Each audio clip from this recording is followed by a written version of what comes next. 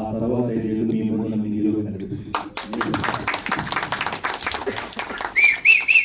నేనేమంటానంటే ఒక ప్రయాణం ఎప్పుడు కూడా చాలా ఒడిదుడుకులు ఉంటాయండి, భయాలు ఉంటాయి, వాటిని దాటుకుని రావాలి. అలాంటి ప్రయాణంలో నన్ను ఈరోజు మా అన్నయ్య శ్రీనివాస్ గారు నాకు చాలా భయం, ఎక్కడో చెప్పాను కూడా హీరో అనుకున్నాను ఆ మాట చాలా చాలా పెద్ద పదం ఉంది. అలా నన్ను రోజు కథ చెప్పగా నేను అడిగిన క్వశ్చన్ ఉంటే నాకు క్యారెక్టర్ నాకు అలవాటు, మీరే హీరో అన్నా అన్నారు. అది నా బలం, నా ధైర్యం. థ్యాంక్ యూ సో మచ్ అన్న. ఇంకా కొల్లి రామకృష్ణ గారి దగ్గర పనిచేసే ఒక ఇంజనీర్ గారు సతీష్ గారిని, ఆయన ఇప్పటికి 3 సార్లు కాల్ చేశారండి ఆత్మకథ గురించి. సతీష్ గారు గతంలో నాకు డబ్బులు చెప్పడానికి పరిచయం తప్ప ఆయన 3 సార్లు చేసినప్పుడు కూడా సార్ మినీ కమర్షియల్ సినిమా మీరు తీసేది గుర్తుపెట్టుకోవడం చాలా మంచి విషయం సాధిస్తున్నారు. ఒకటి.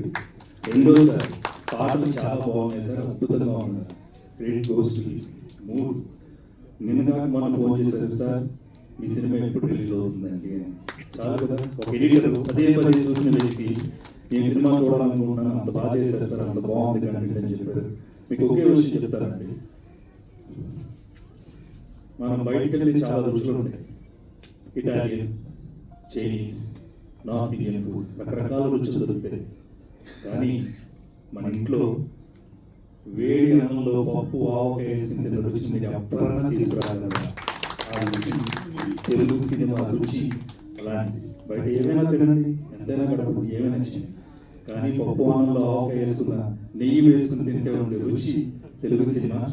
అలాంటిది ఆత్మకథ, అలాంటి కథ. ముఖ్యంగా ఈరోజు నేను థ్యాంక్స్ చెప్పాల్సింది యాక్టర్స్గా టైటిల్ రోల్ క్రియేట్ చేసి చెప్పగానే ఆయన వెంటనే ఒప్పుకున్నందుకు సమ్మెట గాంధీ గారి బాబాయ్ చాలా చాలా థ్యాంక్స్ బాబాయ్, మీరు ఒప్పుకున్నారు క్యారెక్టర్ చేయాలని. ఎందుకంటే చాలా శ్రమతో కూడినటువంటి పాత్ర అది. ట్రావెల్ సినిమాలో చాలా ఎక్కువ 10 days పైన పనిచేశారు బాబాయ్, అది చాలా చాలా థ్యాంక్ యూ, ఒప్పుకున్నారు, అందుకు నాకు చాలా థ్యాంక్స్ చెప్తున్నాను. చిరునవ్వు ఒప్పించారు.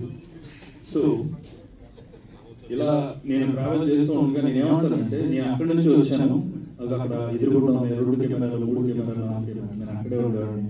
అక్కడ నుంచి మా వాళ్ళతో వచ్చి నేను ఫిలిం న్యూస్ కవర్ చేసేవాడిని, మా వాళ్ళతో వచ్చి నేను స్క్రిప్ట్లు రాసుకునేవాడిని, ఈరోజు ఈ సినిమా వస్తుంది, రేపు ఆ సినిమా వస్తుందని తెలియజేసేవాడిని. చాలా చాలా ప్రయోగాలు చాలా చేసి చాలా అంటే ఎప్పుడు సినిమాతోనే ప్రయాణం చేశాను. అది నాకు గర్వంగా అనిపిస్తుంది. సినిమా మాత్రమే నన్ను నడిపించింది. ఎందుకంటే ఏదో ఏ ఆధారం లేనప్పుడు ఏదో ఒక